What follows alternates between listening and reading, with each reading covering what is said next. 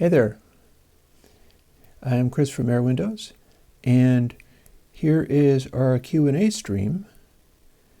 And I got a number of things to talk about today. They are not all necessarily the plugin that I just released, but that's just maybe. Let me fiddle with some of my things here. Turns out you can set the YouTube streaming thing so that you can see what you're doing and whether anybody is there. It doesn't mean anybody's going to be there, but if they are, you can see whether they are. And hey, somebody showed up. This is also me continuing to fool with some of the things I was talking about, like I'm still using the technique for not having everything drowning in hiss. Here, let me boost my gain just a little tiny bit. And I'm just trying to set my levels and things in such a way that this all is going to work. At some point I'm going to get a different kind of microphone and be doing this in quite a different way. But for now, this is how it be. So yeah. Oh, I also have another lookup table, always experimenting with stuff. And Starwindies and David Pixley. And David, you might be interested in one of the things that I'm going to be talking about today. People are piling in. So yeah, while Chad is getting ready to throw questions at me and basically chat, as chat must do, chat gotta chat, I'm going to, I guess, fool with my microphone a little bit more. And also, oh, and know something else? I should, give me a second here. I'm going to bounce on to transfer function is saturation. That's what transfer function is.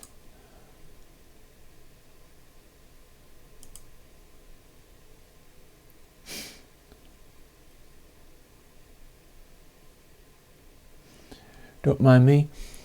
I am posting a thing to Colin Bender's Discord, because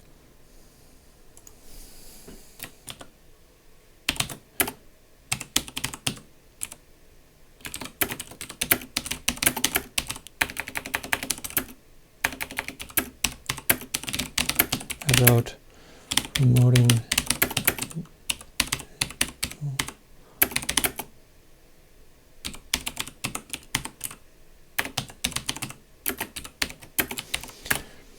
So I'm going to link to that and tell people that,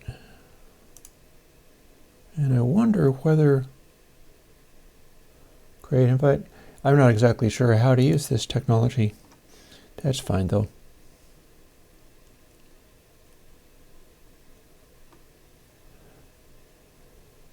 And nothing much else is going on there.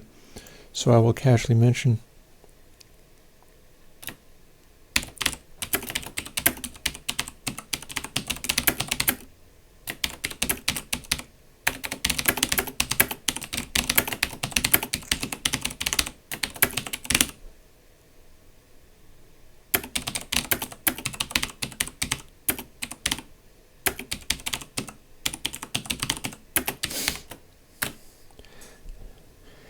So that sounds very silly, but if anybody wants to have, if that doesn't make sense, show up in the chat.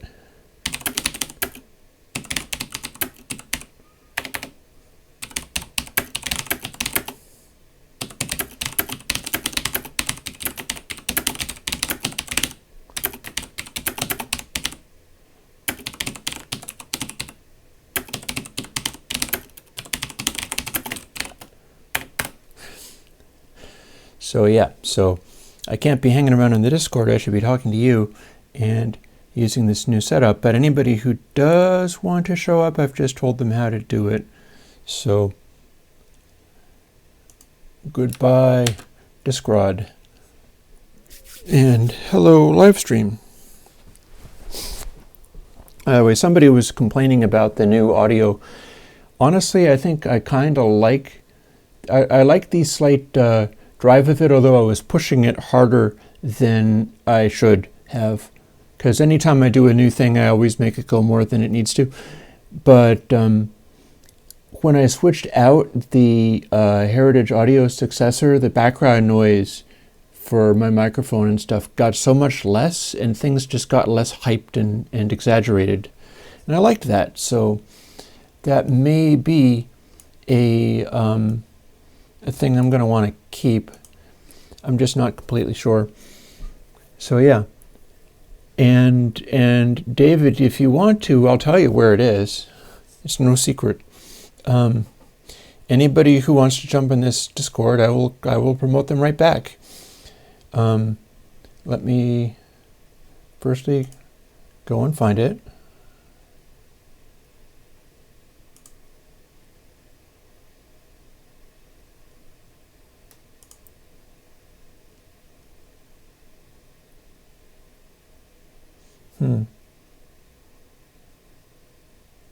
Actually, I'm not sure that's a good idea. Go to any, I'm not sure I should post in chat a invite link. No, I didn't post one because it was like the invite link is hidden, use copy. And I'm not sure if I should be doing a stream and posting a link to, if anybody from that Discord is here, then you post the link. I'm not sure I should as the stream maker. But yeah, it's a very big Discord server, and I honestly think it's a better forum than like my own. So don't hang around in the Airwindows Discord. Hang around in this Discord instead, the Call Inventors Discord. But I do have some questions, and I answered the first one, which is saturation is a transfer function. So that's all that's ever going to be, is those two things are each other. It means the same thing. Blue Glue, did you go to Catalina by any chance? Is Catalina something that you went and did? Because there is a series of instructions that I can give to you for telling Catalina to disable the gatekeeper technology, and that's what you got to do if you went to Catalina. So get back to me on that.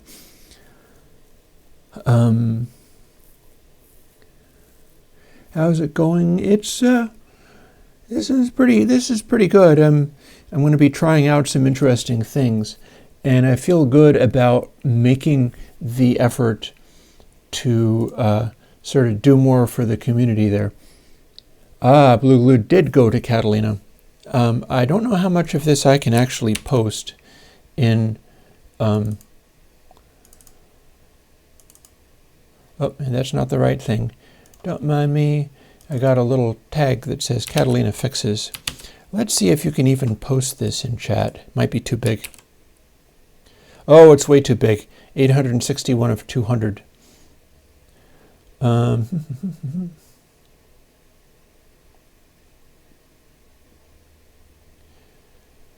Let me see if I can take the chatter out of it and keep only just the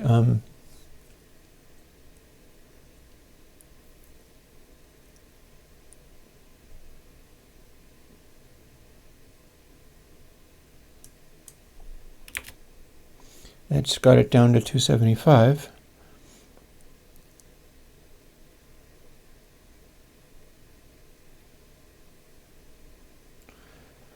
Let's take out that comment. I'm down to 218 characters. I'm about to post the instructions for you. I'll tell you out loud some of this, and that will get me under the limit. There we go.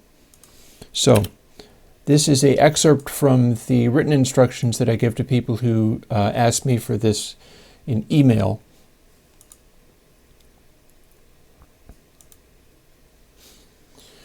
So, yeah, that's one way of doing it, is you do sudo xrd rcom apple quarantine. And I'm constantly posting that all over the place, and I wouldn't be surprised if it's on the Airwindows page somewhere too. but generally people either know that they have to deal with it and how, or they like email me support requests, or just not that many people are on Catalina. So go figure. Darwin is saying Cider sounds great. Cool. What's inside it? Cider is one of the old character plugins. And that means it has essentially the same thing as, I think, Bus Colors Rock, if I remember correctly. And the internal distortion things are, in fact, density. Now, Desk 4, I think all the versions of Desk are still using the density algorithm for everything that they do. It's all coming from a time period when the sort of fatness of the sound seemed like the most important thing. So those are all going to be running on the basically the density algorithm. By the way, if like my voice is way too quiet or way too loud or something, then say that. And yes, you can email, and I will send you exactly what I just posted, but a little bit more, because I had to edit some of the extra chatter writing around it. So Bo is asking, how does average filtering differ from, I'm not sure there is an IFR. IFR is like pilot navigation without using instruments or something. See, typo. FIR and IIR filtering. Well, average filtering is not different from FIR filtering. Average filtering is a particular kind. So I do have my paper here. So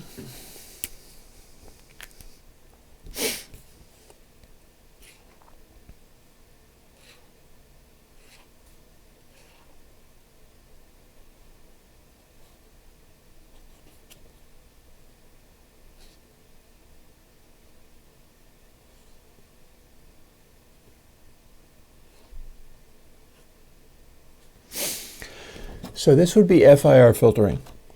And if you're doing FIR filtering, it's basically the same thing as convolution reverb.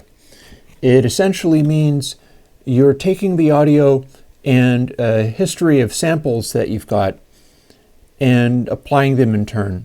It's the same thing as if you had a just ginormous list of these and it turned into a algorithmic reverb, well, a convolution reverb, because you were taking the entire sound and applying it more or less randomly to a extended reverb tail. And that's how convolution reverb works. An FIR filter is likely to be something like this. Here, in fact,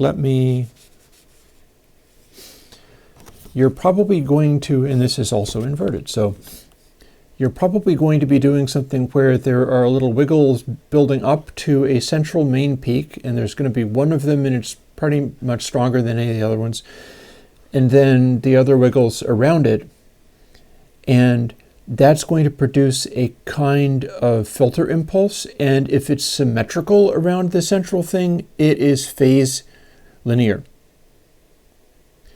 But it also has pre-ring as well as post-ring.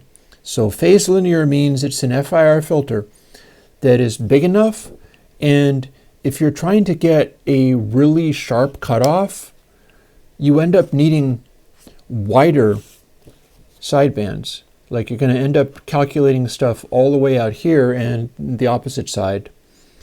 So really like brick wall filters that are FIR filters, you can have them be perfectly phase linear and like accurate in their way, but you wind up using a extremely large latency because it needs to begin having the sort of irregularities building up to the central point and then back down again. That's what makes it be phase linear, but it'll also generate a lot of latency. Narrower means you can't have as steep filters. FIR filters are not always symmetrical mirror images because a convolution reverb is a FIR filter that is just one direction. Like convolution reverb looks kind of like that, and there's nothing on this side of it. So the audio comes through, gets an initial peak, and then all of the extraneous stuff afterwards. And this is in the form of a reverb impulse. If you play this as an audio file, it would go psh. And you put this FIR filter, which is the same thing as a convolution reverb, it's being applied in the same way, and get a reverb impulse. This is not a symmetrical mirror image, and this is not phase linear.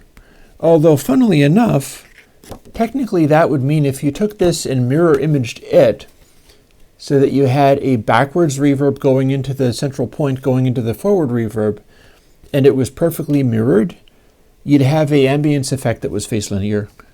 And that's weird. I've never tried that. Maybe that's something that somebody should try. The difference between that and averaging could be phase linear if you had an odd number of the average samples. Let me add another one so that there are 5.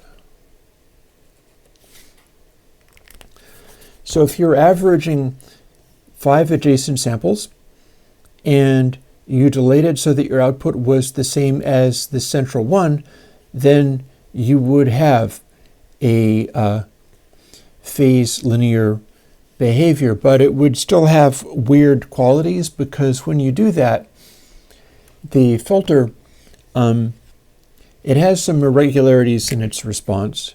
Like it'll go from letting through this frequency, or actually let me draw it the opposite way.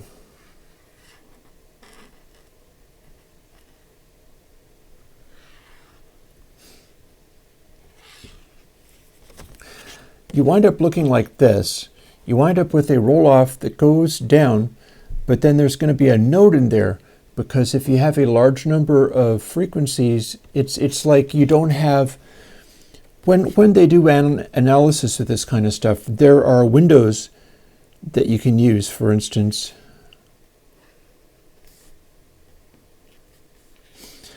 here is one kind of window, and it will cut down on this funny node, but it will also change the type of roll-off that you've got. And the idea of the window is that you are reading from the central point, so they're kind of trying to include both sides. If you're just using it and having no delay on it, then you would be having the first sample and the averaging be the point which you got the output, and it would not be phase linear. And here is another kind of window, is adding additional decay samples, sort of. And doing these things smooths out this irregularity. You've got like your Hanning window, I think there's a Hamming window, and the purely rectangular window is one of its own. You've got a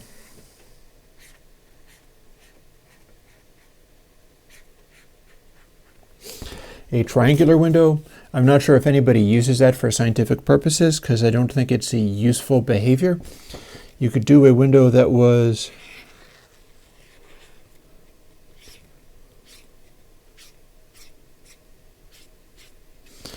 sort of a sine-shaped thing, and it would just roll off at this rate. And these windows are measurement tools for using that sort of basically averaging based kind of behavior, where they're going to give you different behaviors as you roll off and have different levels of complicatedness. Like if you're doing a pure rectangular window, there is a programming thing that you can do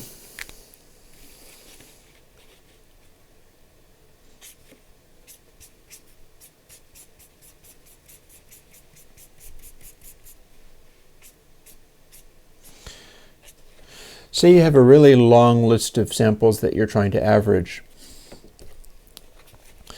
what you can do is take this one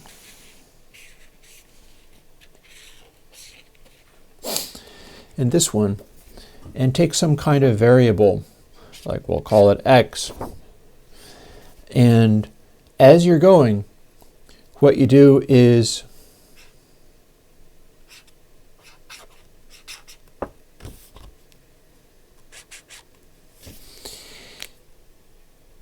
keep a list of these guys somehow. There are ways that you can sort of keep a list of these guys, and then as you go, you're like writing a value into your list at somewhere as it scrolls along, and then erasing another, or taking a value, say there's a list that's a little bit longer than this, and you're just continually scrolling through it, writing, and if you go off one end, it comes on back on the other.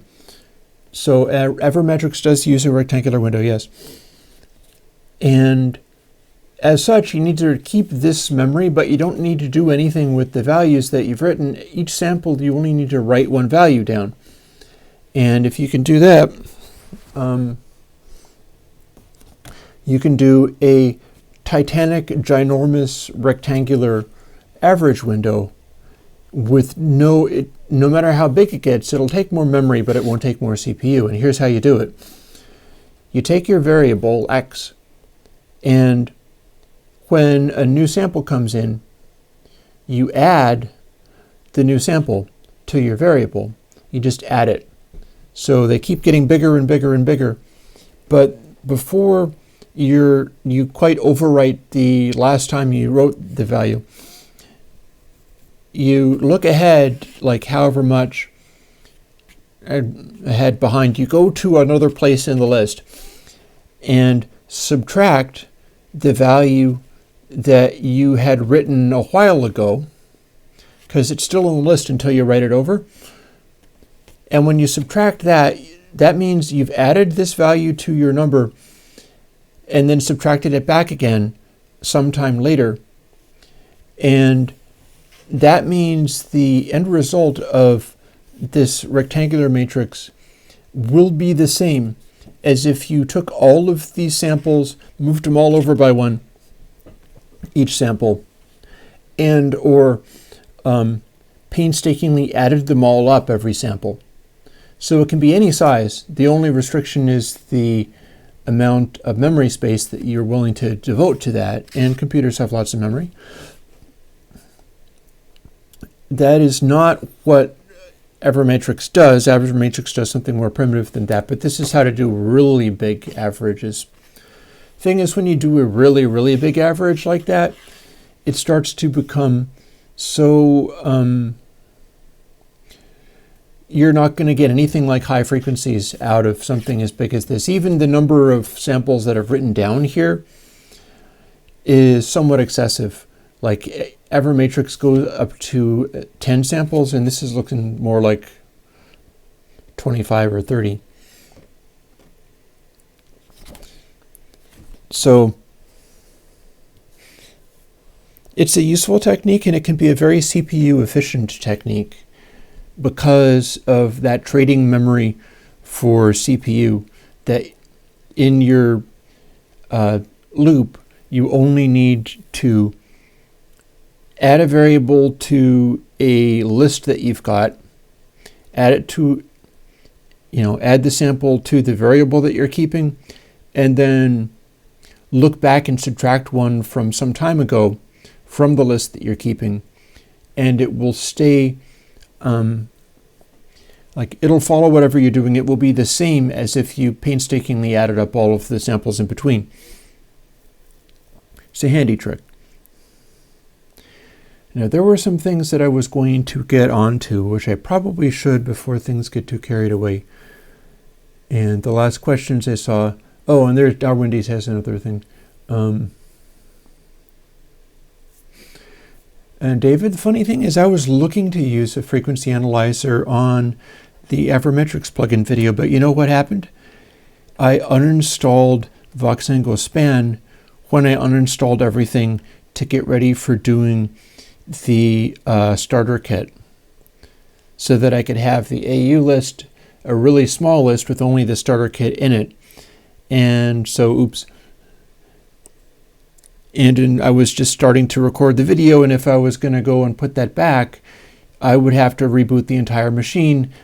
Thank you, Apple, for no longer letting people work with audio units without rebooting the machine for any little change. So, woot. But, yeah, I'd thought of that. Now, Darwindies has another question. Analog EQ plugins, are they just regular EQ curves plus saturation? You know, that will depend. I think a lot of people are using pretty bog standard digital EQ curves plus saturation, not necessarily in an intelligent way. Or it's a bog standard digital EQ and they made it GUI. You can get analog EQ plugins that are nothing but a generic digital EQ, and then they made a virtual faceplate by using a graphical user interface, and that's what counts as an analog plugin. Is like, oh, this has the same number of controls and the same frequency settings on the controls as this analog device, and we scanned the faceplate. So you can't really go by that. You could say that analog EQ plugins, you can get closer to an analog EQ plugin simply by bumping up the sample rate of your DAW. Like, my experiments recently have taught me a lot about that stuff. I keep trying to figure out whether this microphone is getting pointed in wrong directions or not. Maybe I can improve that somewhat. Don't mind me, still fooling with the stuff. My experiments with the chord organ firmware were really shocking. Like, I didn't code the square wave generation any differently. The only thing that I changed was going from 44.1K to 340K, and yet the whole thing was completely transformed. The sine wave generation was completely transformed. The wavetable generation was completely transformed. And that I didn't see coming. I did not see the wavetable generation going from terrible to completely awesome, and yet it did. It turns out that lots of the problems with, and maybe I need to use another piece of paper to explain what that is, although I'm going to have to sort my head out a little bit in order to be able to explain it. It seems to me that for all of the time I've spent paying attention to word length and dithering and stuff, you can cheat that by just bumping up the sample rate and ignoring everything else. It's like you can completely ignore word length issues, which I've focused on so hard. You can completely ignore that just by going to astronomically high sample rates, and I did not expect that, and yet it feels kind of conclusive. The chord organ stuff is generating stuff at 12-bit output, and yet it sounds absolutely magical. And I'm believing the reason for that is that although there is quantization, the times at which the quantization changes position, if the times that it changes position are perfectly lined up with a harmonic interval, you're not getting aliasing even from that, and it winds up sounding way more analog. And I think that would work in a DAW as well. So it's quite a thought. It's like I've been doing everything completely backwards and working on all these dithers and things, and they have their uses, and certainly in modern day like processing and stuff, that's all fine. But it really didn't occur to me that you could completely cheat your way around all of that just by cranking up sample rate. I didn't see that one coming at all. And the same would follow for DAW uses. Like, I'm beginning to wonder whether I need, especially if you're synthesizing stuff, especially if you're running like samples or virtual instruments, it seems like with all of these things, it's a better idea to use naive and very simple processing and just run at an astronomical, like, I'm not sure you need to go to like 384K or whatever, although you could, but 96K isn't necessarily enough for if you're doing really aggressive things. Because if you're doing like 192K in very primitive calculations and things, the freedom from aliasing that will give you means that you could synthesize and generate stuff real aggressively and basically get away with it. And it would be the same thing as like oversampling plugins, except for you're oversampling your entire system. Yeah, what were the sample rates? I went from 44.1, and this is on a Teensy. This is on a Music Thing modular chord organ thing. I went from 44.1K to 340K. And it made the waveform generation of the thing become absolutely beautiful. Like you can tell when I switched over the music streams that I do. The stream Bayou is the first one that I did that is using the super high sample rates, and everything since then is using the super high sample rate chord organs. And everything I've done with them from that point onwards has been like working with analog gear. It's been like working with analog, like I can use the raw output of the oscillators and have them sound good. And that was quite a discovery. It's just a question of to what extent can we apply that to DAWs? Can you do a DAW that's like, okay guys, this DAW is very simple. It's generating, like working from samples, much like if you had a tracker or something like that. So it's giving you different frequencies for everything. You can feed in normal samples, but all of its internal generation is running at 384K. That being a multiplier of like 96, 192, and so on. Well, Nyquist is no longer relevant. Not really. That's the thing. Sample rate and Nyquist are no longer necessarily the same kind of concept, because what we're talking about is naive generation.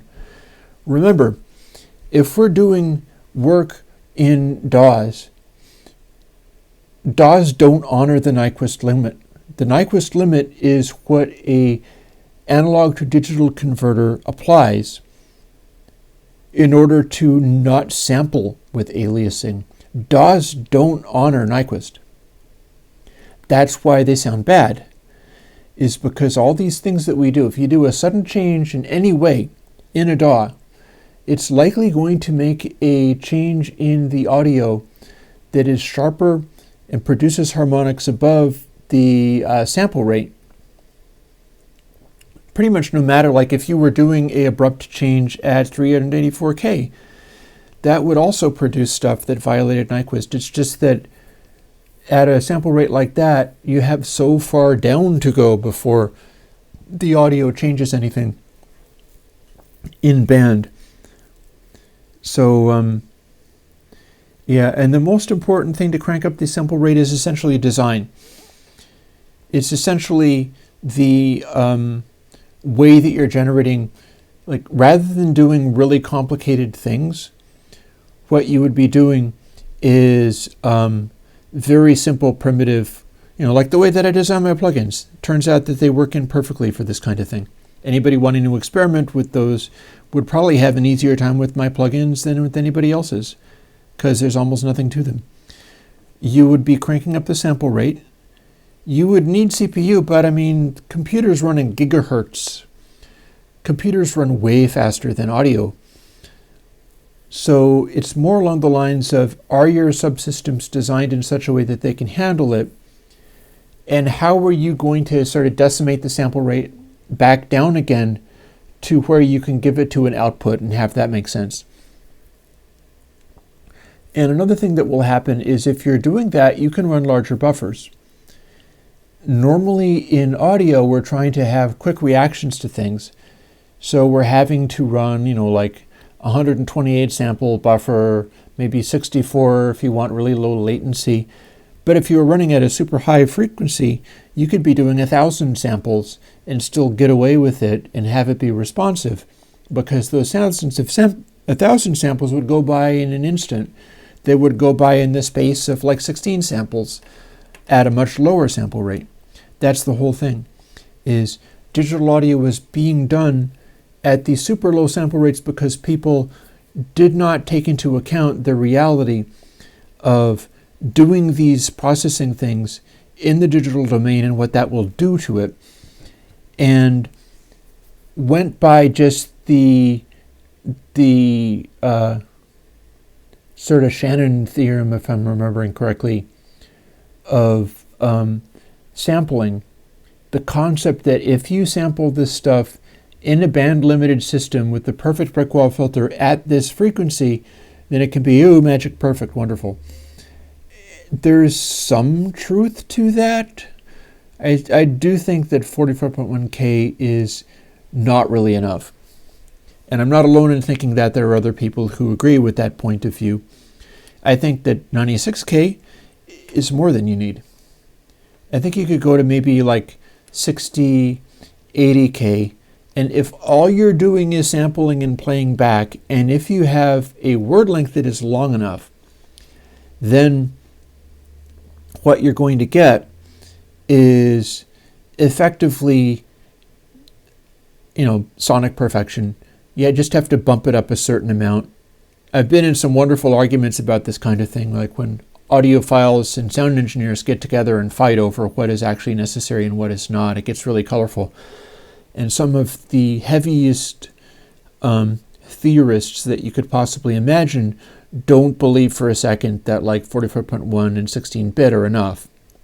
But something like 80K and like 22-bit as just a capture medium is enough. So 2496 contains that.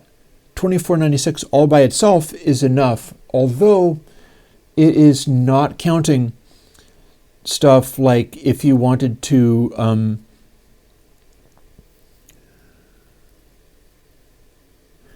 do any processing or whatever. And it's also not counting if there are things in your analog gear that are bringing better. It's like perfect capturing at 2496 is like blank slate sonics. It's unforgiving. It's like certain kinds of mixing desks where there's nothing euphonic about it.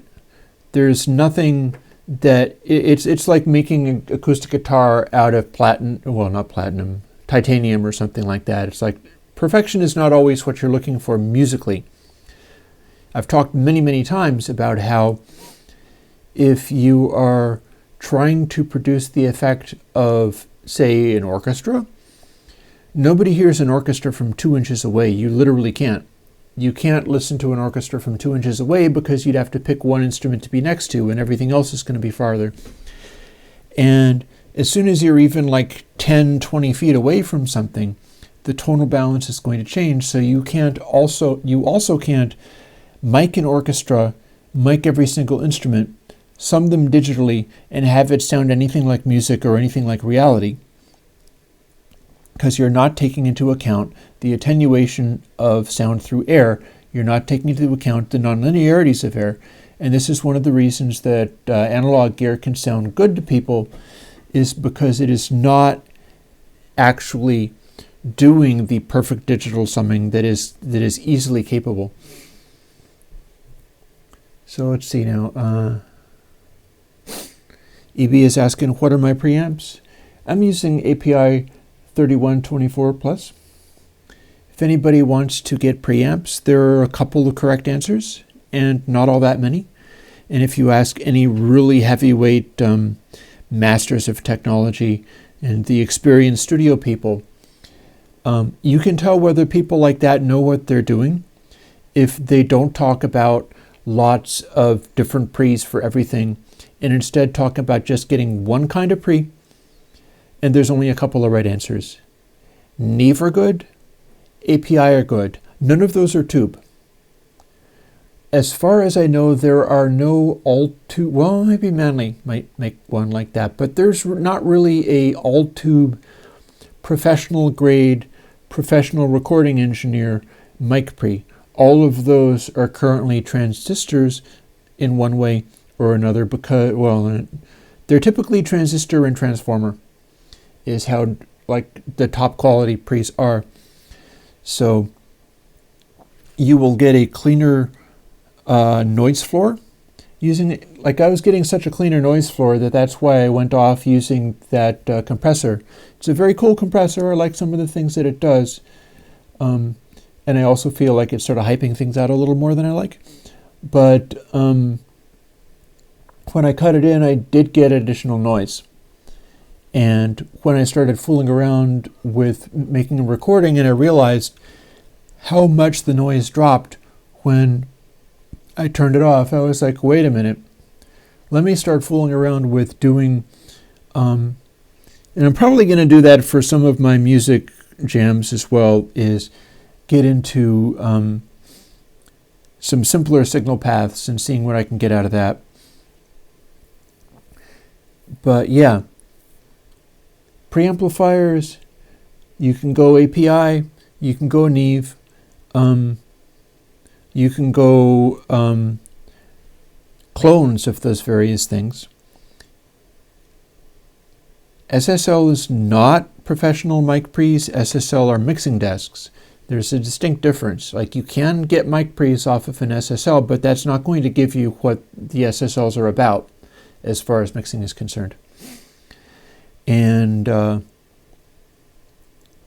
one of the reasons that, I've been,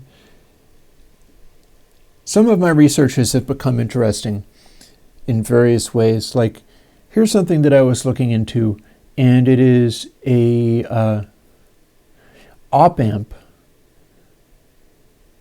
Like, you know, you can get those little chips, and I'm going to show you some things about my plans with getting parts into the hands of people. Well, some of the parts that people use are op amps, operational amplifiers, and they're these tiny little chips that you plug into those chip sockets, and they amplify stuff. Oh, thank you, Im. And although they're made as the tiny little integrated circuit chips, there's a place where you can get, for, I don't know, like $30 a pop or so, extremely fancy discrete circuitry chips where they're op amps, but they plug into the normal op amp sockets. You need to have a little space over them. And they're these sort of large mushrooms of circuit board with discrete transistors and things, and capacitors larger than you can fit in an integrated circuit. And they are ultimate quality op amps that you just drop them in, and everything is going to sound way better. The noise floor is going to be way lower because they're just better designed. Now, APIs, like I talked about, and it's answering the question of what mic pre am I using, APIs already have that. API makes their own op amps. They don't even fit into the same plug as normal op amps. Instead, they're a much larger thing. I had another API at one point that I ended up selling off because it had broke. So I did something to it that made it break. I'm not exactly sure what happened, but I ended up killing one of the op amps, and it burned up. And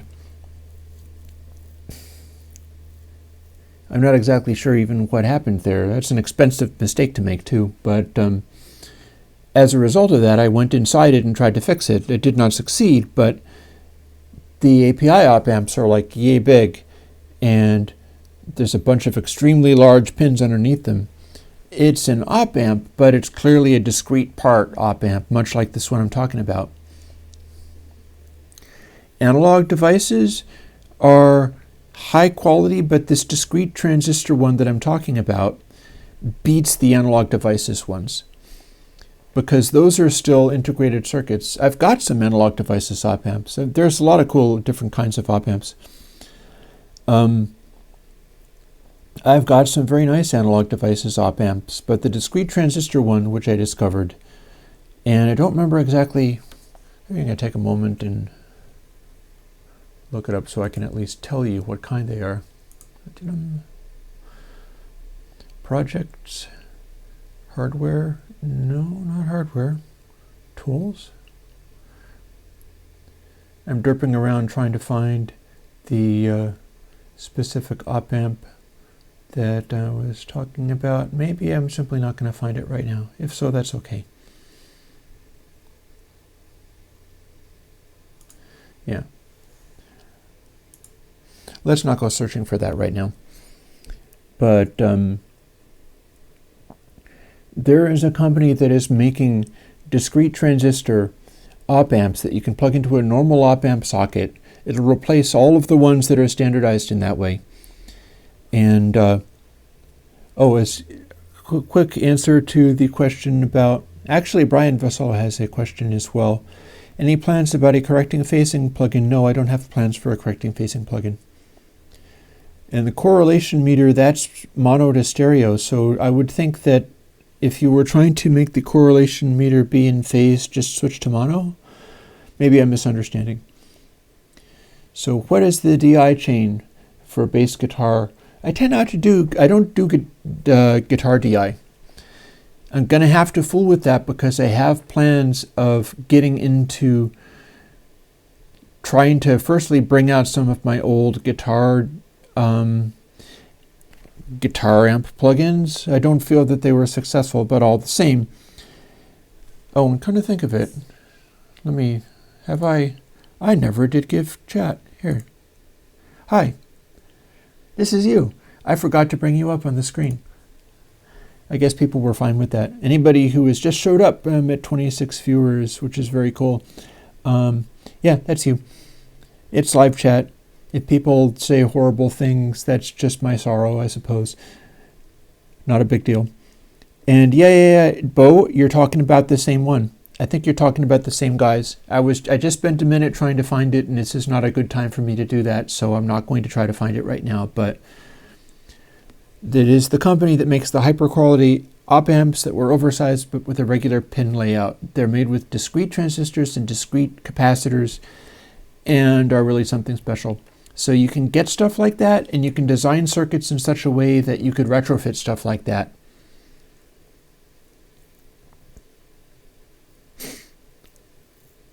Yeah, I don't remember the name of the company either. Before everything scrolls off, now that people see that they're on screen, EB is asking what's the DI chain. Well, I don't like doing guitar DI for any purposes whatsoever. For bass, I'm doing the Rico sound thing. I've actually just asked Weedy Wet. Weedy Wet is a sound engineer that I know is not a personal friend. I'd like to think that he saw me as a friend, but maybe not. But he's a pretty gifted guy. He did like Cyndi Lauper's hit albums. And at one point I was talking about having made a other bass guitar into a pseudo rig, which I did by basically just sticking a capacitor on the bridge pickup and fooling around with it in various ways. And he just kind of sat down and did a little video that he posted to the forum that we were in with his Rickenbacker, just to be kind of like, which is funny. He's a funny guy. And I just today asked him a question because I have the Rick. It's not the finest of Ricks, but it is a real one. And have also just added roto sounds to it. And that's one of the things is the reason he posted that was we'd gotten into a bit of an argument. I was like, I need to do this and I'm getting a proper Rick and then I'll have it set up this way and I have to use the round wounds and then it's great and I know exactly what I'm going to do. And that's what I did for the music that I keep posting until, I have time to do other music. I don't really. You just have to deal with like what's in Logic, because I never get around to doing anything else or anything new because I don't have time. But the stuff that I did there was the Rickenbacker, and the bass chain there is the neck pickup going into the API. So Darwindows is correct in that for anything that is actually DI, I'm going into the high impedance in each of the channels of the API. It's a 4-channel pre, has a high impedance in, and that's handy in its own way. And then I'm running the bridge pickup of the RIC into an amp. I'm running the bridge pickup of the RIC into my guitar amp, in fact, and then combining the two. Because the thing about it is, the sort of skronk of the bridge pickup is best into an amp so that you can sort of round it off a little bit. And your distortion and aggression of that pickup sounds best running through a mic'd amp. So essentially what I'm doing there is the same thing that Chris Squire was doing on the Greatest Yes albums, because he was doing a similar trick. I think he's using the Rico sound, and I think he ended up doing stuff like, well, if this is good, let's double it, and I'll run it to 2 different amps and turn them all up really, really loud. Like by the time it was on, say, Relayer, Chris's bass sound was so intensely distorted that it goes kind of flat and soft and round because it's at superhuman volumes. He always played really, really loud. So something as early as Fragile, I think, is where he started getting into I'm going to run the bridge pickup into a guitar amp. And that gives you that clarity. And then that's my bass chain, is the amp/DI thing. But I was asking Weedy Wet, okay, your point is that I should be using flat wounds and not round wounds, even though Chris Squire used round wounds. And I think of Rickenbackers as having this clangy top end and stuff. And he's like, no, Padawan, you are dumb. That is wrong. It should have flat wounds. So I'm basically asking, okay, supposing I did all of this and I in fact got a set of roto sounds and I've got all this going, what should I be doing? Which flat wounds should I get? And if he's willing to tell me, which he might very well be, that might be what I do from now on, because the thing is, turns out the lows out of the bass, that's where your flat wounds really come into their own. But the articulation and definition of how you play, the articulation and definition of what you're doing with your fingers is going to come through brilliantly through the bridge pickup, through the amp, even with flat wounds. You don't need to have the overtones of the string. It's providing definition to what you're playing. And I have a sneaking suspicion that that's like the magic bullet. It will make it possible to lay down a bass track and have it be just sort of unthinkably amazing, because it'll have the warmth of the DI on the bass pickup, and then that clarity and definition and drive and push of playing, and I play fingerstyle, so get that going, using the amped bridge pickup sound to define the way the notes are formed and placed. It doesn't have to be like a precision bass running through an 18-inch speaker, mudslide, thunder zone kind of thing.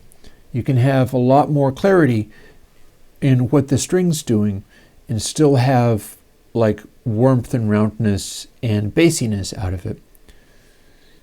So that became a rant. So let me see what else people are talking about.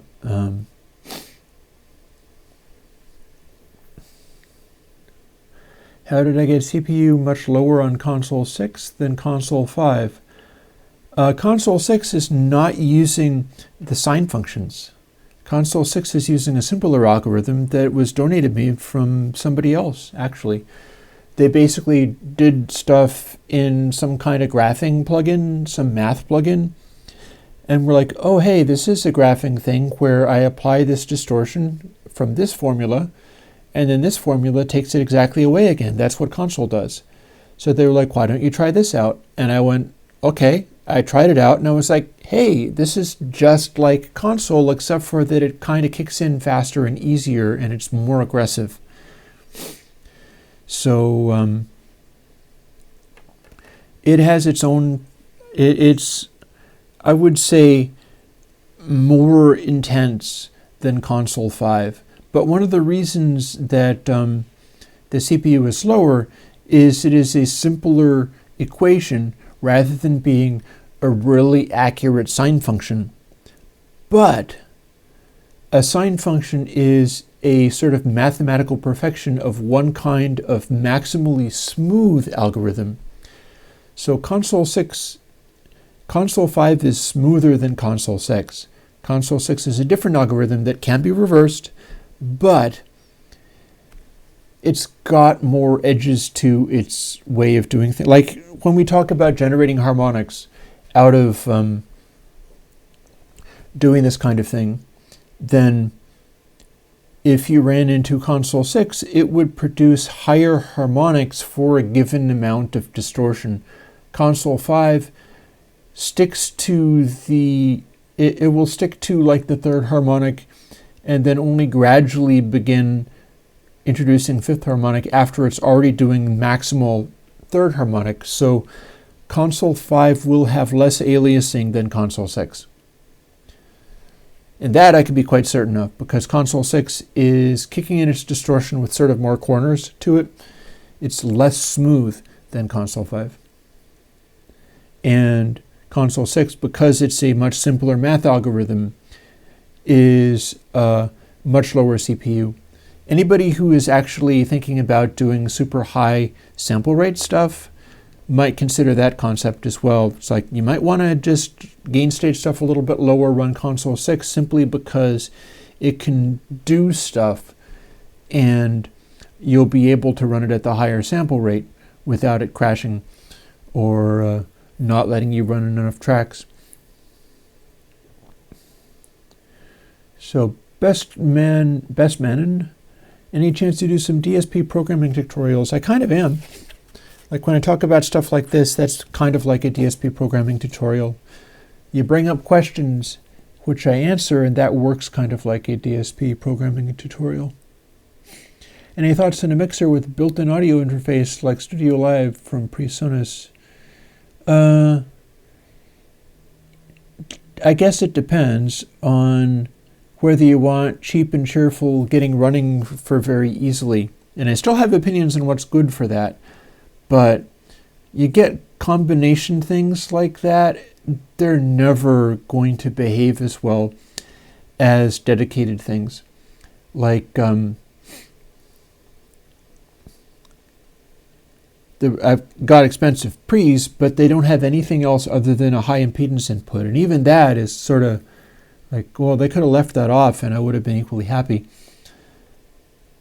If you get a mixer with a built-in converter, neither the mixer nor the converter are likely to be all that great. But you save the trouble of having to get the separate kind of thing. So it's like built-in audio interface into stuff like that. Yeah, you're going to lose quality, but you're going to save money on not having to get an interface. And you're going to probably save money on cabling and things. And everything will be a little bit simpler. So it's like, yeah, if you want to go for that, it's a trade-off, but that's fine. Vault Comics is enjoying mixing and mastering without clutter and unnecessary bulk. Cool. Brian is coming back with something.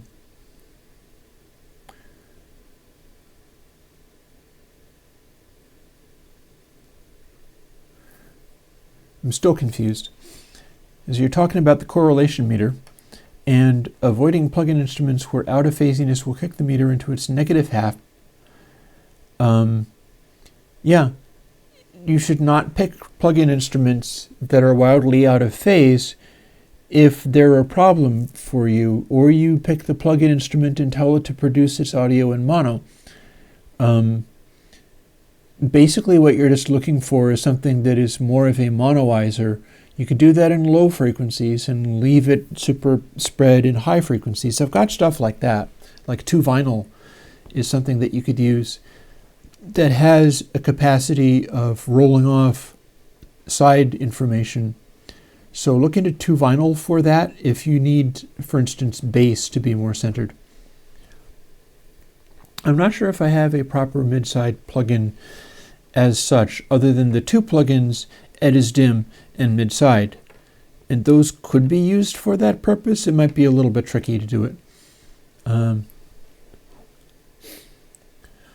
As far as the question on is the 3D-ness of a mix real and how do you grasp that and try to create the same in your own mix? Well, that's something I constantly struggle in, and I'm not even talking about plugins. I struggle with that in hardware. I struggle with that in analog.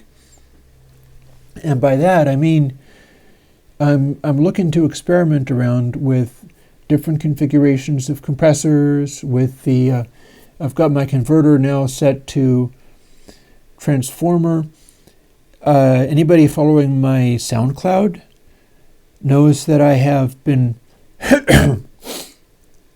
posting little audio clips in the last couple of days because I ran the thing through its paces, so I can demonstrate for you if you were to get the Lavry AD10 and be able to mix into it what the various input modes would do, because I couldn't find that comparison anywhere.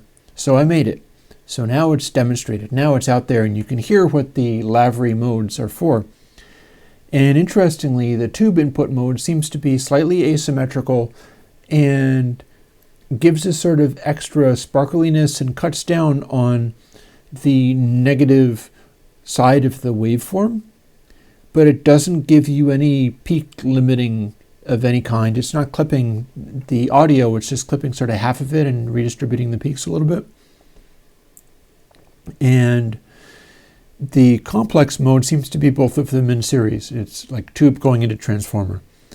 And the transformer mode is what you're hearing now on my microphone, and it's the one where the converter is applying excuse me,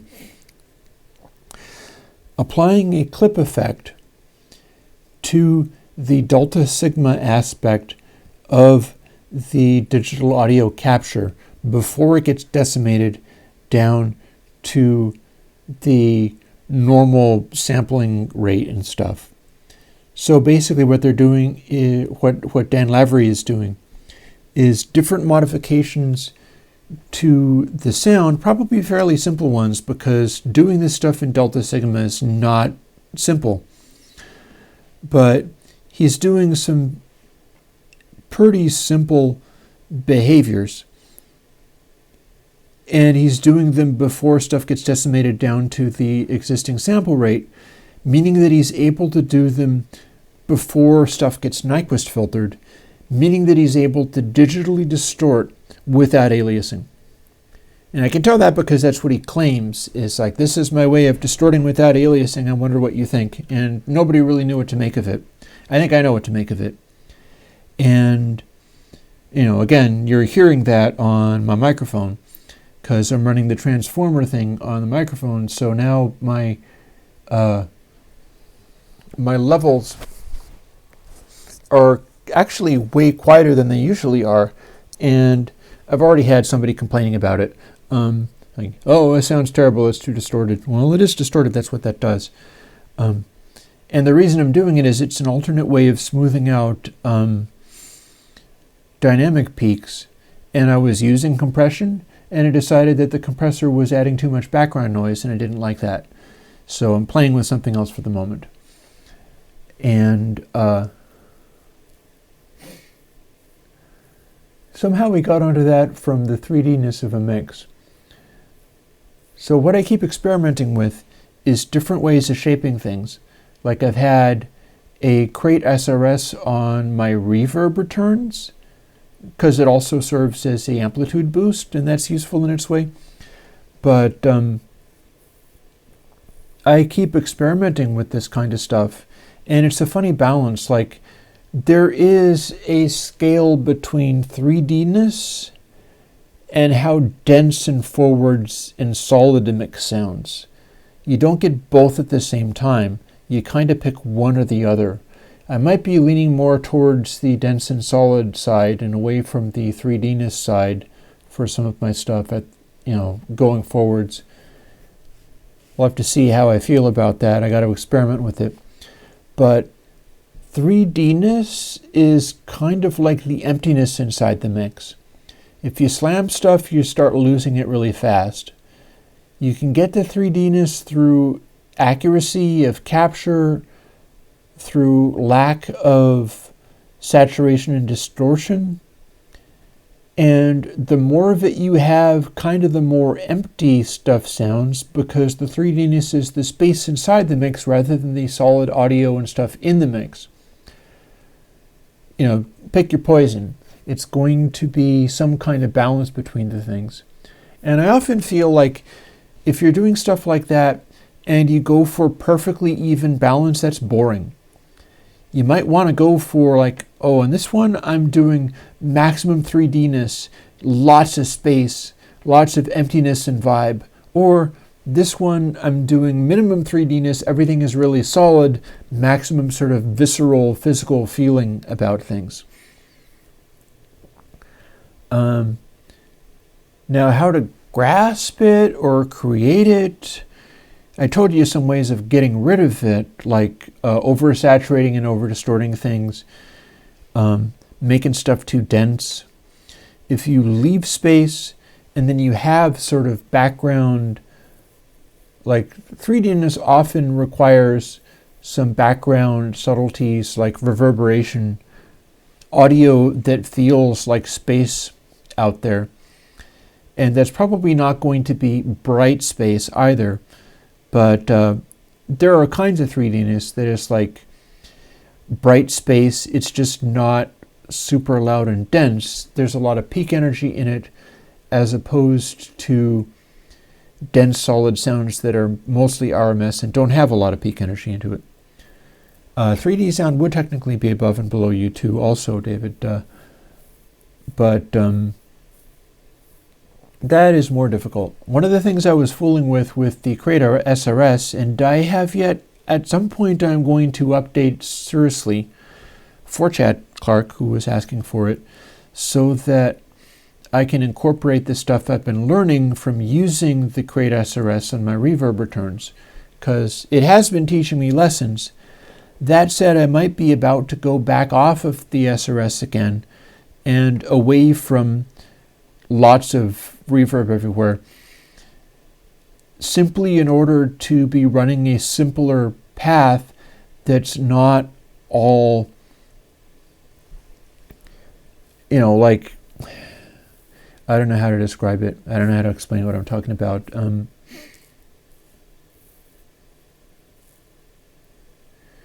Like, there's a kind of hype that the SRS is able to generate, but it's not realistic. It's kind of fake. And it's very good at being above or below or to the sides or whatever. It's got specific stuff in, some of which I modeled and some of which I didn't, that gives the impression of audio that's to the sides of your ears. It's also fake as hell. So there is that. Let me keep looking around on our chat. It's getting on towards 12:09, so I'm going to go for, somebody was asking, like, what's the numbers for? The numbers is the number of hours that I go for the Q&A session. And I still haven't gotten into the streaming thing that I wanted to talk about. Nobody's asking about it, so there's no reason I should be talking about it until I decide that I should. Other questions? Darwin Dees is asking, oh, no. Further questions?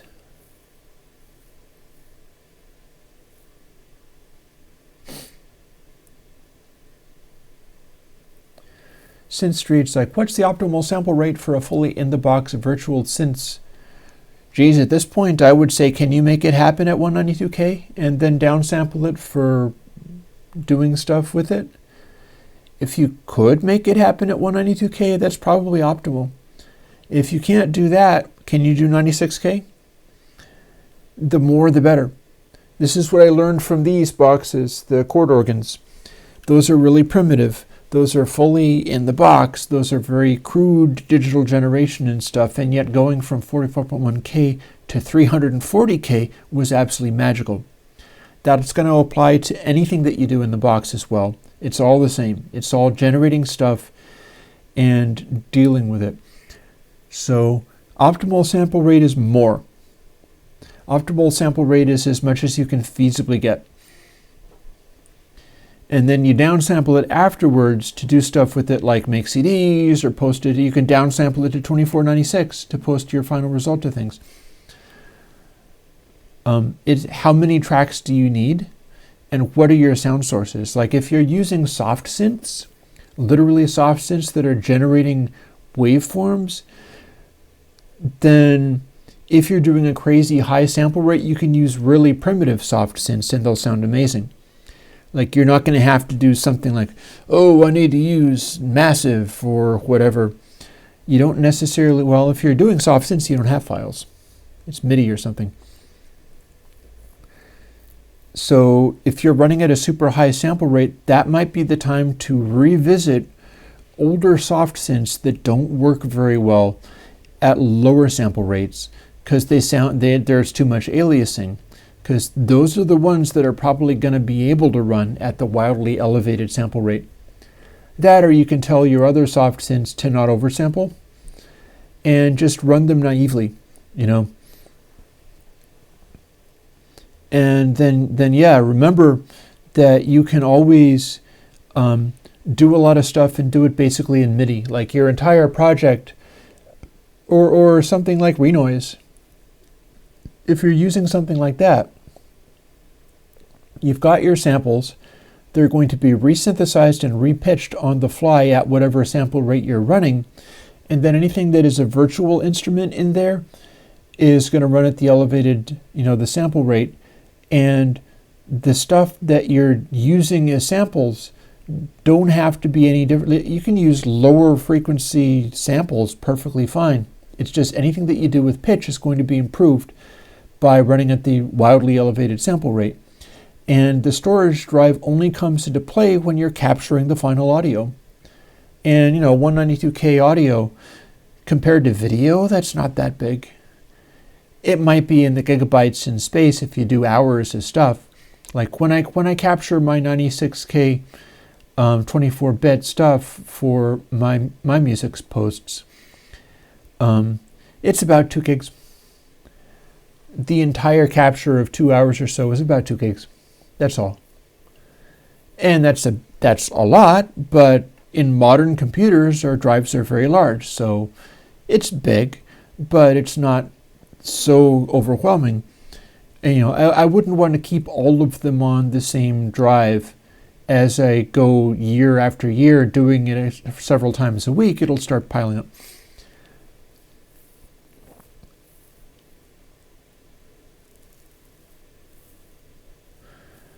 Let me keep an eye on things before they scroll off the screen. People are doing a good job of asking me stuff, but I don't want stuff to scroll off the screen.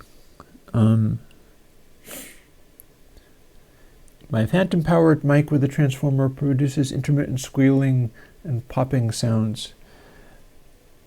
There's one possibility of what might happen. A condenser mic, and that probably a transformer and phantom-powered. If it's phantom-powered, it's probably a condenser mic. Condenser mics are subject to humidity. If your environment is really wet and moisture gets inside the condenser mic, it'll start crackling and popping and making more noise. With lots of moisture in there, it could get really bad. And squealing, I don't know what would be causing that. Sounds like that might be a side effect to it. So if it's the mic, it'll do that on any preamp. And if it's the mic with the diaphragm getting moisture inside it and stuff, for whatever reason, however that might have happened, there is no cure other than try to dry it out.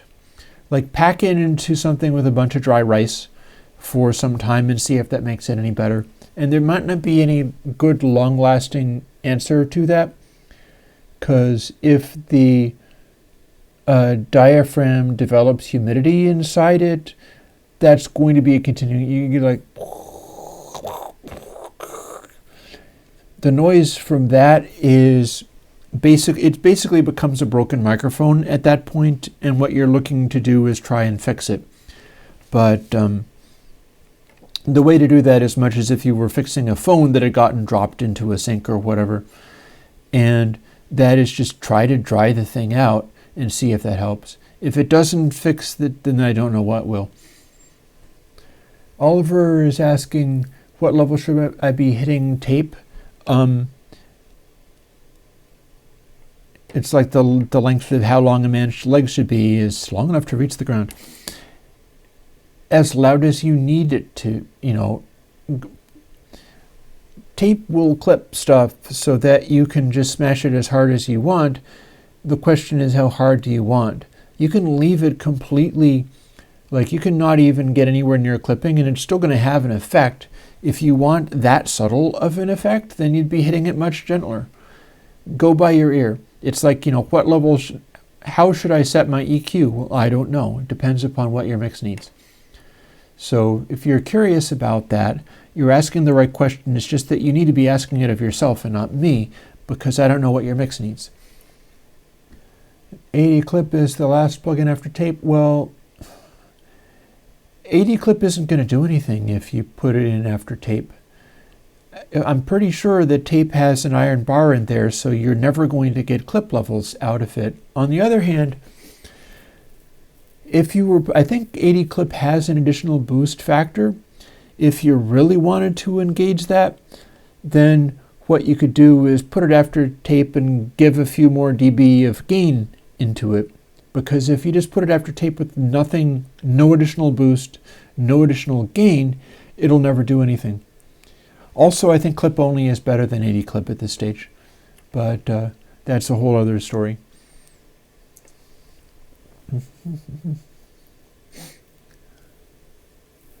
So we're talking about 3D sound a little bit. Streaming thing is a big subject. Well, the thing is, it's like the same thing as this concept for getting people electronic parts. It's my job to figure out a way to make that work, and if I can do that, that'd be cool. So there's a thing. How big is your storage? That's a separate question. Also, tracking in 44.1 but upsampling before mixing. You could, but I would think that just running at a native sample rate that's higher is going to be better. In general, I don't recommend upsampling for any purpose. It's like run at a higher rate permanently until you need to take it down to some publication format. So here's one of the things I was going to show you. Check this out. I have lots of this now. I got a whole bunch. This is the material that I mean to distribute to people. This is perf board, and you can mount things on it and put the little holes, put the little legs of the chips through into these little holes and then wire circuitry to them and learn how to build things. And if you take this top edge, exactly this top edge off, this is now the right size to fit into a Eurorack system or to fit into a, like if you were building your own thing out of this pine boards and putting it on that and using thumbtacks to hold it down. Because that's the thing. If you're using this, then you could carefully drill holes to be able to install it into a Eurorack system and then use what you already had and just be reusing it and moving onwards into the Eurorack zone. But you can also use simple thumbtacks, tack it onto something, and that becomes a solid install. So this is what I'm getting together, and I have many panels of these. Like I've got at least 40, if not more. And the entire thing, before you break it in half, is like this big with these on the bottom, and it's about $7. So one of these with the scrap that also came from it ended up like this, and then one of these would be about $3. So part of the kit that you'd get would be all of these chips and things, and then one of these, or however many of these that you needed, and this part of it would cost about $3 rather than, and to do that I had to make a very large order at the $7 cost, because it'll start costing you way more if you needed to get it just in little sizes. But here's the reason I got excited is you can get these priority mailboxes for free, and it's a flat rate, and I believe this is the same thing that you'd use to send internationally. And if you cut it into exactly this Eurorack size and drop in this other one, you can fold these sides in neatly, seal it up, and voila, check it out. It fits perfectly. Now the question becomes, if you took this box, mailed it somewhere, and somebody went blank, blam, blam, blam, did you just break it? Because there's no padding other than if it put padding on the top or a bottom. It fits like right neatly into the edges. This is brittle stuff, but it is also fairly tough. So that might be fine. I'm probably going to just have to start doing it and see if people start getting shattered perf board, because there's some flexibility to it, but if you hit it with a hard enough impact, it will definitely shatter or crack or something like that. Remains to be seen. We will find out.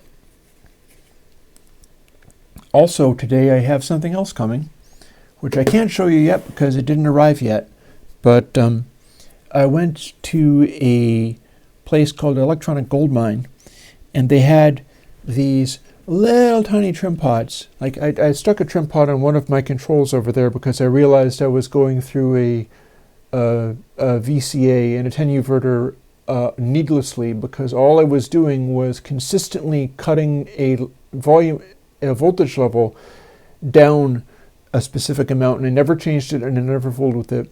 I just always had it at the one thing. So I threw a tiny little trim pot, a potentiometer, on that. Well, I got more.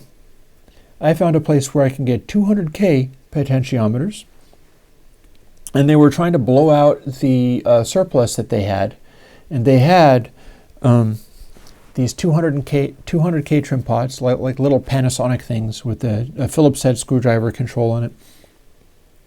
They're about yay big. For $80 for a package of 1,000. But wait, there's more. They decided, like, actually we're tired of having these cluttering up our space. How about $39.95 for the box of 1,000? But you have to get the whole 1,000, and we only have 4. It's a limitation on 4. And I went, gimme. I'll buy all of them. And I did. But they couldn't find the full 4, so they have 2.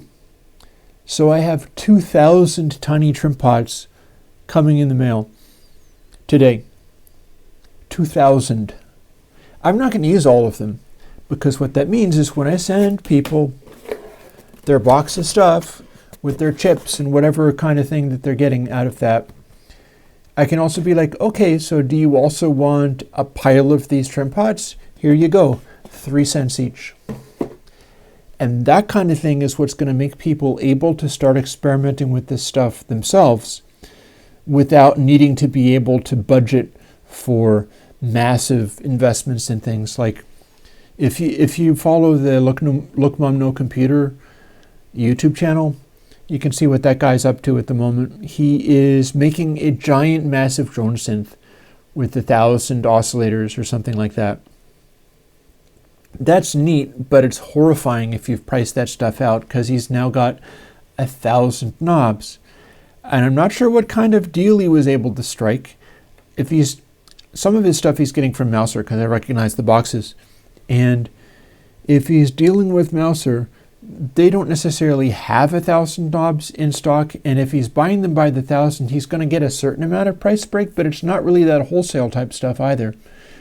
You never get deals on knobs in the same way that I got a deal on these trim pots. You never get, because knobs are never as cheap as that. So he's talking about $2,000 or $3,000 just to make the one build. Knobs alone. And there's another couple of $1,000 most likely for the pots, for just that one control with the knob on it. And then you got another like couple of dollars for each circuit board. That guy's going to have a $10,000 drone synth. It's cool as hell, but only he gets to do that, because only he is Look Mom No Computer, running a Patreon, doing well enough, which he is. He's doing super well with that stuff, that he can make a project like that. Other people don't get to do that. I think that's wrong. He's done a really good job as far as like showing people circuits, like here's how you can make a relaxation oscillator with just one transistor. And it's like, I like that part. That seems very cool. And I can show you how to get all these different chips, like all these different logic circuits and stuff that you can make music things out of. People have been doing so for ages. And my idea is I'm going to come up with a way where I can put a bunch of stuff into a box like this, send it out to people, so that people can start doing really big projects with really lots of stuff going on for under $100. Ideally way under $100. But when I say you can have this for $3 or a little bit over $3, because the full size is $7 at my cost, because I'm buying them by the 10.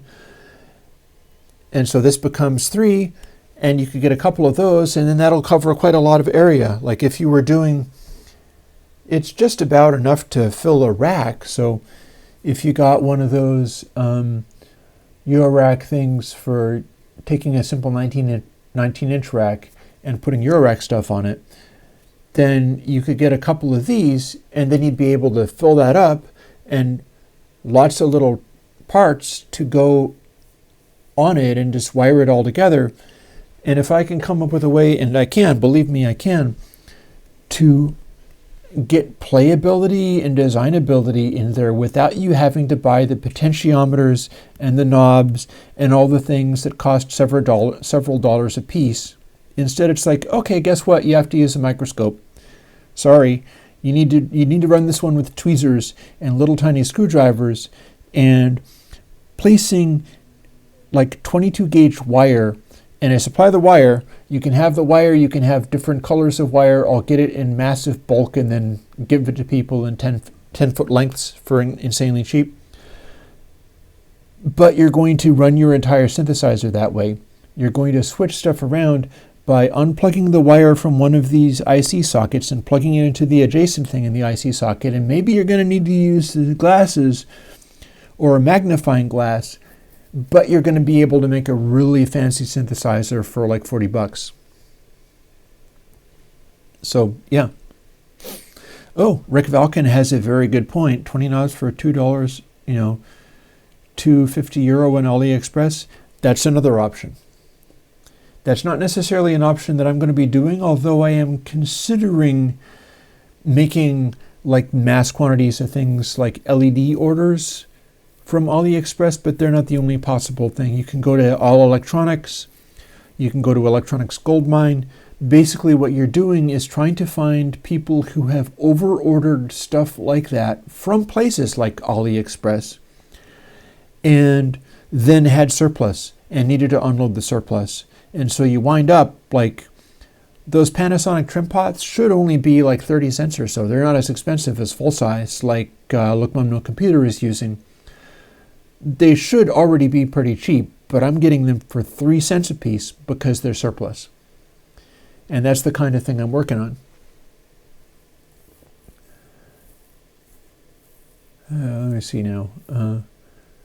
Do I recommend a store to buy audio cables? You know, I've gotten audio cables through Amazon. I've gotten audio cables through Perfect Circuit, Sweetwater, places like that.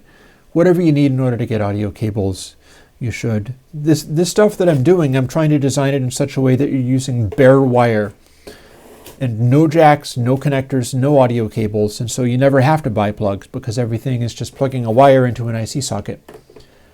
If I can make that work, that'll be pretty good. But yeah, typically I just get the HOSA. The cables I've got over there are just the HOSA injection molded ones. And I also buy lots of raw plugs from Mouser Electronics. So what you can't really, it's not focused on it, but what is over there is also lots of raw, bare 22 gauge solid core white insulated wire that's just soldered to raw plugs. And that's also a part of it. So yeah, it's 12:31. I need to leave enough time to talk about the streaming schedule thing. Brian has to go. Andy has showed up. Yep. So, and Darwindies. Yeah, Hi You've Caught Me is a yacht rock reference. That's the funniest series ever. So I am enjoying doing that every now and then. I won't do it all the time. And How Long Should Your Legs Be? That's a Abraham Lincoln thing. It's long enough to reach the ground.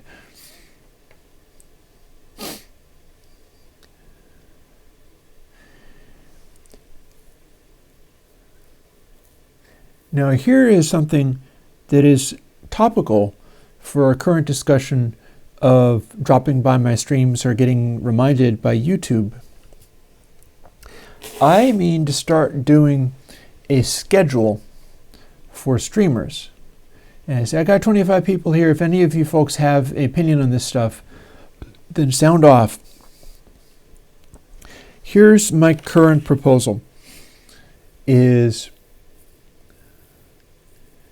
there needs to be a schedule where people can go to see what is being played and where. Because some folks, like Colin Benders, who I draw a lot of inspiration from, like doing streaming and have a big audience and people who want to see it. And he likes promoting other people who do streaming and stuff.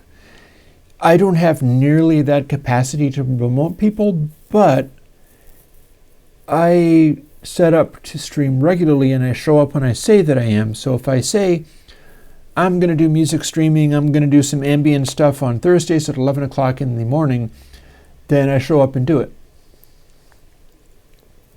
So here's the thing. I have been coming to the impression that my choice of streaming times is dumb. And I should also ask about this very stream. It's like, is it really useful to you guys if I start at 11 o'clock? Because the reason I chose 11 o'clock is because some cartoonists were talking about the best time to do promotional announcements for things like Kickstarters. And David, you're not understanding what I'm talking about. And they said that 11 o'clock in the morning was ideal for doing promotional announcements for Kickstarters, a message, because people in Europe will catch that before dinner, and people in the United States, it's like in the middle of their day or just before lunch. At no point did anybody suggest that that was the ideal time to be doing a live stream. So as far as music is concerned, my new concept, and I will use a remaining piece of paper for this.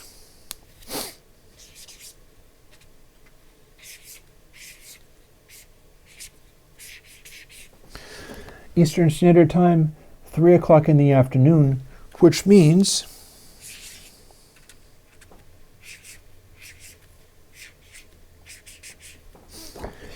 9 in the evening in Europe. And if I set up a stream kind of thing that is taking some time to do stuff and hoping that people are going to be able to watch, I should be using a different time. And I think this would be a good time for me to go as far as committing to a new time for that stuff.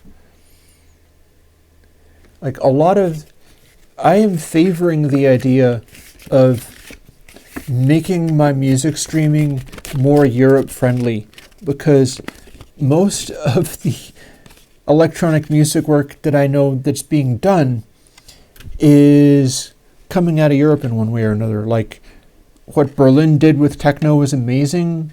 Colin is out of the Netherlands. The UK electronic music scene has been completely cutting edge for a long time now.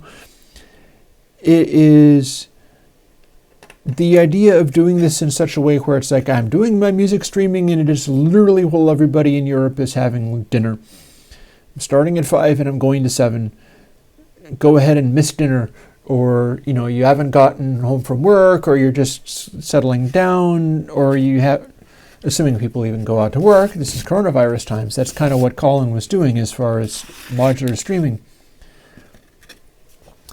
Nighttime is a traditional time for going out and catching live sets from people.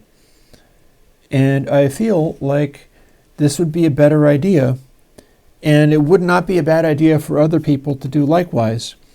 So what I'm talking about is setting up a schedule where I will tell people when I'm going to be streaming, and also let other people add to this schedule when they are going to be streaming. It's not centralized. It's not centralized to one channel. There's no way I'm going to deal with coordinating that. That's going to be a nightmare. David is absolutely right as far as that is concerned. But as far as a sort of centralized information space and a way to communicate to people that this is happening, I feel like that would be worth doing. Because basically nobody's doing that, and just about nobody is streaming in that kind of regularity that you could make a schedule out of it and be like, hey, show up on Tuesday nights for this or that, the other thing. And I feel like I could do that because I'm already doing the regularity. It's just that I am not doing it at a convenient time for anybody. So that is my other final question. Should I be taking this stream and starting at 3? I'm asking you that now. Should I be doing the Q&A stream and start at 3 in the afternoon? And like the Q&A stuff, I'm going for a set amount of time. But the music streams, I'm also considering doing the starting at 3 and going to 6, which in Europe would be starting at 9 and going to midnight. That seems like a pretty awesome size of a set. It's like, and I can consistently do 2 hours, and it seems like there's no reason not to be able to do 3 hours. Plus, the concept of this stuff is not like, I think it's actually Elohim. Everybody is chattering in the chat about that. I think he's the one that was asking for ambient all the time. And one of the things about the genre of music that I'm streaming in, because my idea is this can be like Colin Bender's rules, like it's going to be experimental. Get your synthesizer stuff, whether it's like a hardware setup or whether it's maybe VCV rack. And the concept of this stuff is not you're playing songs. The concept is that you are bringing your sound space into the world for people to join. You could be doing generative stuff. Most of what I'm trying to do is generative stuff, using the chord organs and things. I could turn that on and leave. I could turn that on and go away for 3 hours and come back, and it would still be doing stuff that's interesting. So the 3-hour length for the music stuff is not strictly about, I am going to shred guitar solos for literally 3 hours. It's like, come and join this flow of music of whatever kind. It might have a beat, it might be dancey, it might be ambient, it might be really atmospheric. Again, that's Colin Bender's influence. He doesn't like to get pinned down to anything. So when you show up for one of his live streams, just about anything could happen. Maybe it'll be bangers. Maybe it'll be just very spacey experimental. And hey, I'm getting some answers on the 3 o'clock thing. Styrian, I would ask if this Q&A is at a good time for you. Is 3 a specifically bad time for you? Because it's starting to look like the consensus is all of these streams could start at 3 and go to, like, well, for the music ones, I'm talking about doing a 3-hour set because it is a generative set. It can be ambient, it can be spatial. It's not necessarily something has to be happening constantly. So you should be doing the kind of music, if you're in the part of this, where you could go and take a break, leaving the machines playing, and then come back and fiddle with them. This should be just extended spaces that you can get into. And I like the idea of that. I feel like that's enough of the enhancement on things that I could outline it.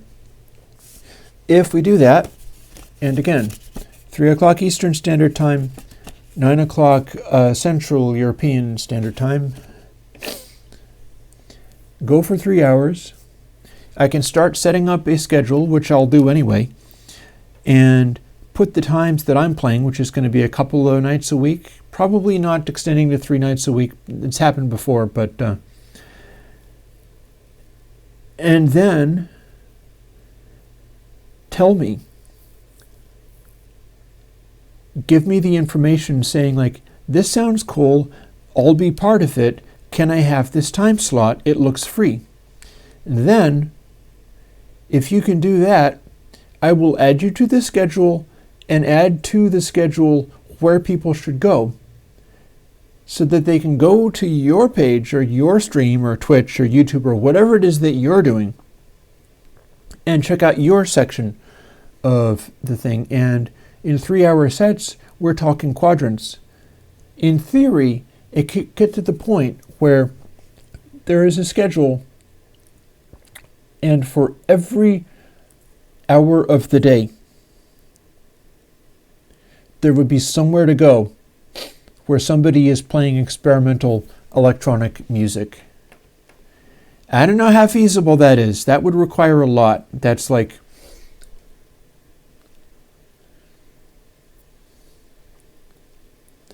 eight quadrants a day, because 1, 2, 3, 4 for each 12 hours, and the 24 would be 8, and then 8 times 7 is the math. Don't make me do math. I'm literally going to go and look at my, actually no, I have a calculator over here, don't I?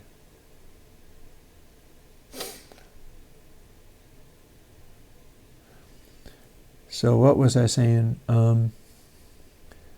8.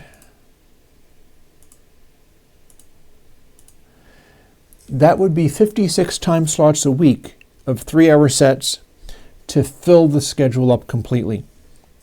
And that's a lot, but there are a lot of musicians out there, and this is also kind of Bastel rules.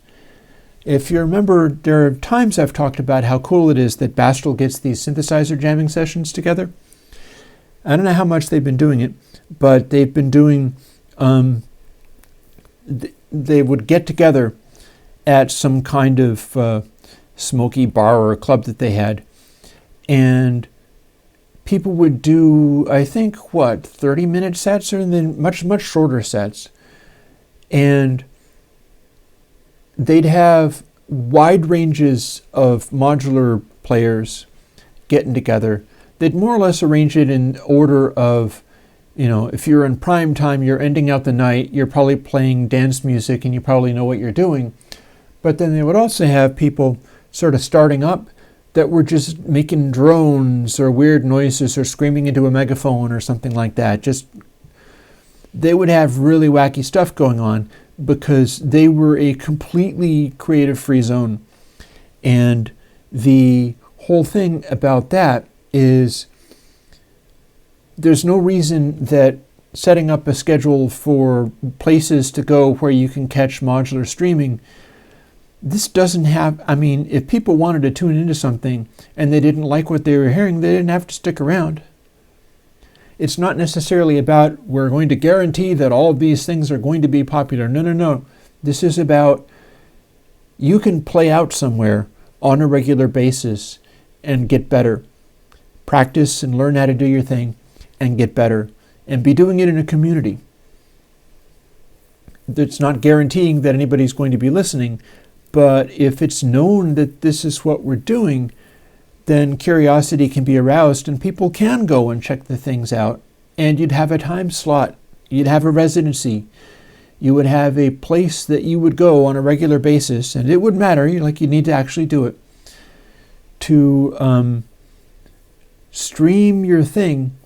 And then your next slot, maybe you're committing to one setting a week. Maybe you're committing to a couple of them a week. You shouldn't do a couple of them in a row because that'd be a 6-hour stretch, and that might be kind of long. Stick to 3 hours a stretch. And I'd like to promote that. I'm going to see whether I can get that going on Airwindows so that I can communicate that that's something that's happening. Because, you know, I already do the music streaming. And sometimes people show up, sometimes they don't. I'm picking a really bad time, and I'm fixing that now. And if I'm organizing it, I might as well give myself the 3 o'clock to 6 o'clock time slot and be in prime time in Europe, because I'd like to have people respecting what I do. But that leaves a bunch of days a week free, and it leaves a bunch of sections of time free. Like, that's 2 sets a week out of a total of 56. So there's space for everybody here. There's space for a lot of other people to be able to join.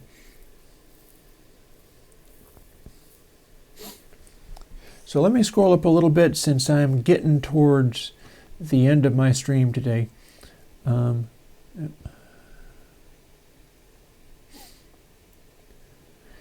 Andy is asking to have 2 Q&A. I don't think I can do that. That is harder and too frequent. So basically what I'm going to try to do is just keep up the Q&A. I don't know, maybe like we're talking about here. How about this? This could work. We're talking about switching it over to starting at 3 in the afternoon. Why don't I just scrap the idea of having it be a factor of the Patreon and sort of inching up and down by minutes? At one point it was an hour and 48 minutes, which I've done today, by the way. And that was because a guy promised to pledge $80 to the Patreon, and then as soon as they tried to charge him, he vanished. So it went right back to like an hour and 38 or something.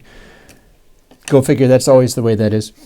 But the thing about it is, why don't I just scrap that and commit to the voice chat being 3 hours?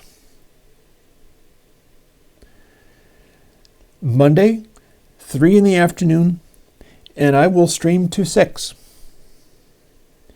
I will do a 3-hour Q&A stream instead of a close to 2-hour Q&A stream. How's that? You feel you're going to have enough time to cover everything that you would like? Because I can't do a whole other stream. My streams are typically close to 2 hours already. I can't double that, but I could keep going. Especially if you let me like have a bathroom break or something like that. Oh, Fotis, thank you so much. So, tell you what, why don't we do that? All of my streams are going to be from Eastern Standard Time, 3 p.m. to 6 p.m. In Europe, it's going to be 9 to midnight. And that includes the Q&A starting next week. Next week is not going to be 11. Next week is going to be 3. I'll say something about that on Sunday. And before I go, I'm going to update some of these things live while you watch. Because I did, in fact, build a new updates.zip.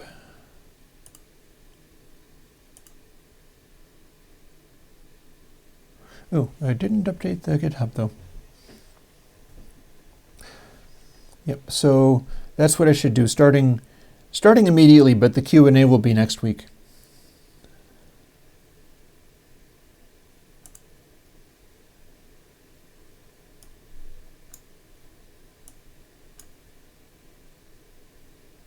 Hope I didn't just break that. Let's see. Nope, I think it's good. What I'm doing right now is updating the things that were just brought to my attention, because you're absolutely right, I did not remember to do new updates.zip, and I did not remember to update the GitHub. So let me do that, because I'm going to have to go and crash after this.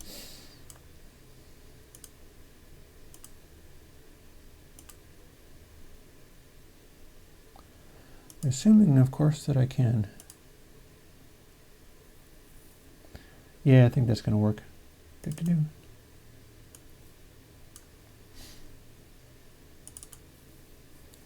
Airwindows, W content.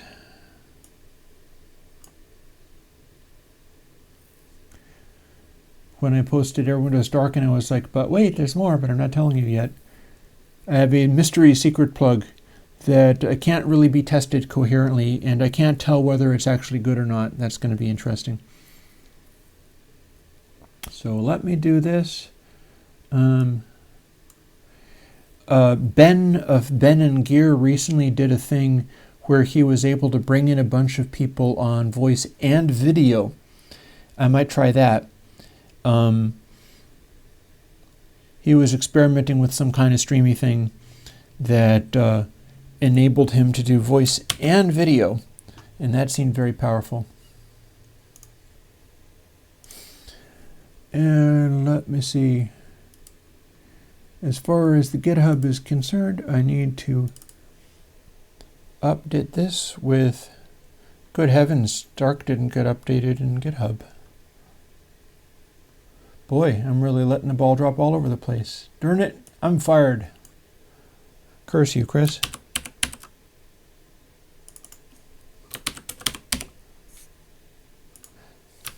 Missed that one.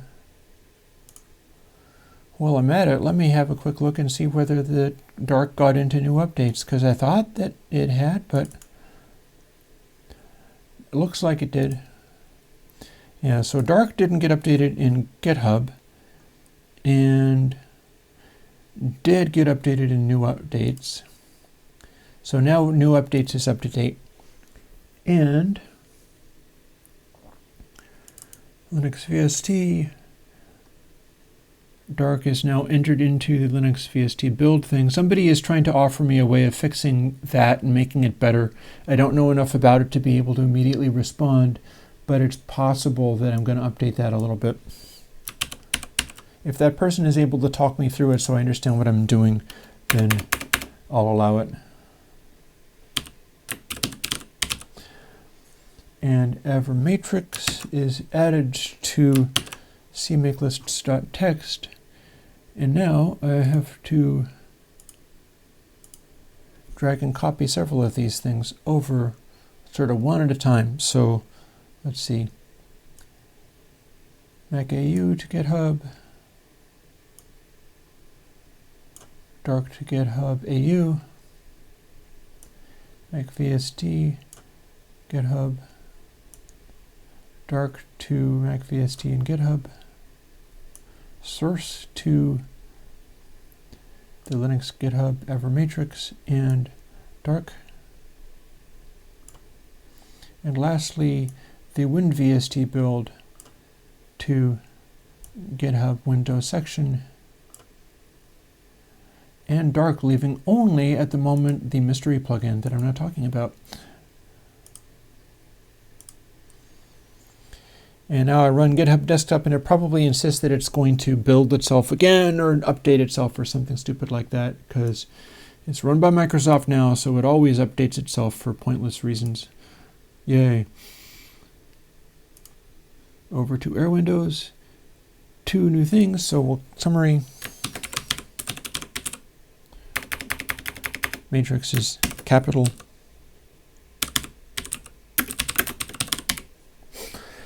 We'll call it EverMatrix in dark.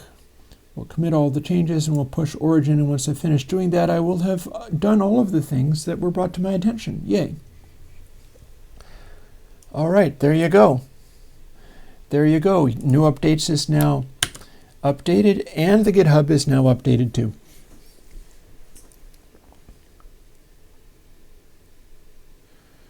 And Fotis, you're the one who brought that to my attention, so your comments do apparently show up.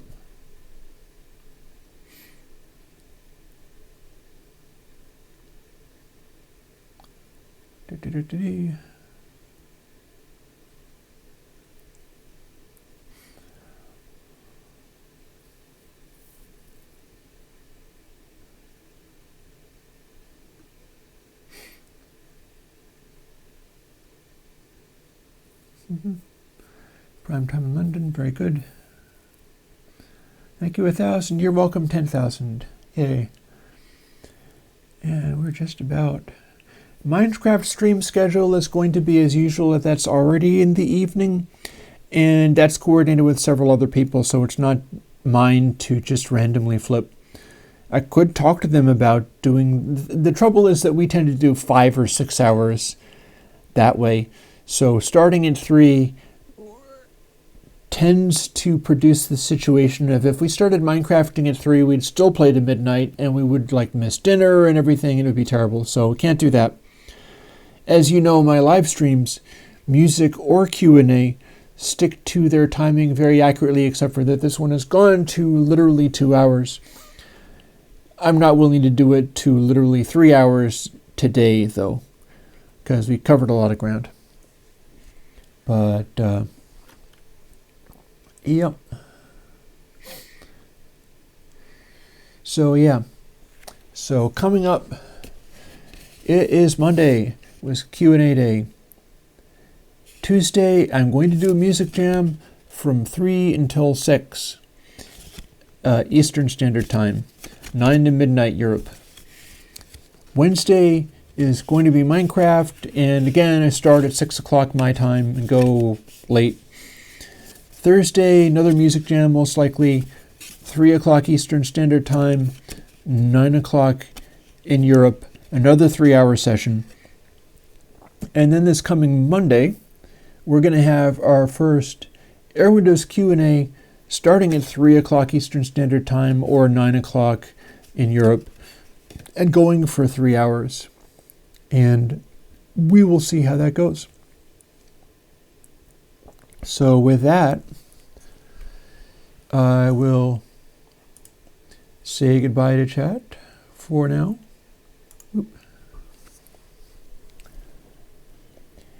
And I will talk to you guys later.